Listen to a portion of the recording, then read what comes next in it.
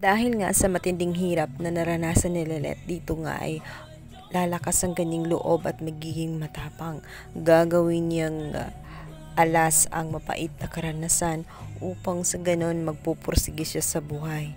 Nais niya na makamtan ang katarungan na kanyang hinahangad. Ayaw niya na marami pang mga tao na patuloy na maaapakan at mawawalan at matatanggalan ng dignidad bilang isang tao.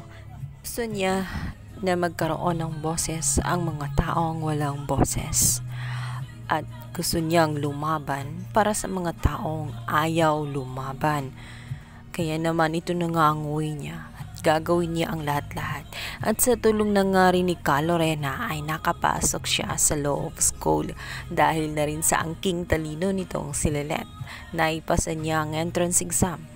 At dito nga ay nagsisimula na ang kanyang mga kabanata bilang isang abogado.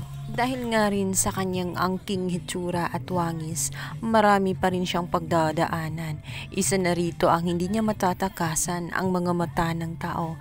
Minamaliit siya at kinu-question kung may kakayahan ba talaga siya na maging abogado. Kaya naman itong si Lynette ay matindi ang hamon na kanyang kakaharapin. Lahat ng mapapait na karanasan ay mararanasan niya.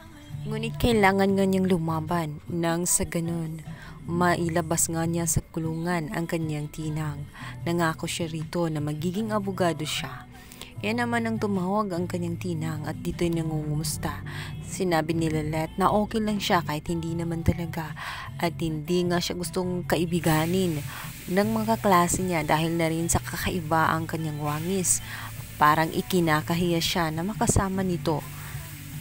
Naman pinayuhan siya ng kanyang tinang na kung anumang hamon na kanyang mararanasan ay natitiyak nito na malalampasan nitong si Lynette dahil alam niya kung gaano nga ito katyaga at pagkamatiisin. At sinabi nito na wag siyang sumuko at wag niyang bitawan ang kanyang pangarap dahil yun ang pag nagkataong naging abogado na siya ay may pagmamalaki na nga siya ng lahat at hindi na nga siya basta-bastang maapakan at yun din ang magiging dahilan kung bakit makukuha din niya ang kanyang karapatan na maging isang anak ni Romer. Doon nga sa law school ay magiging teacher pa nga ni Lelet ang kanyang tunay na ina na makikilala na nga niya at dito nga susubukin din sila ng tadhana. Abangan natin ang lalong umiinit na tagpo na Lelet Matias.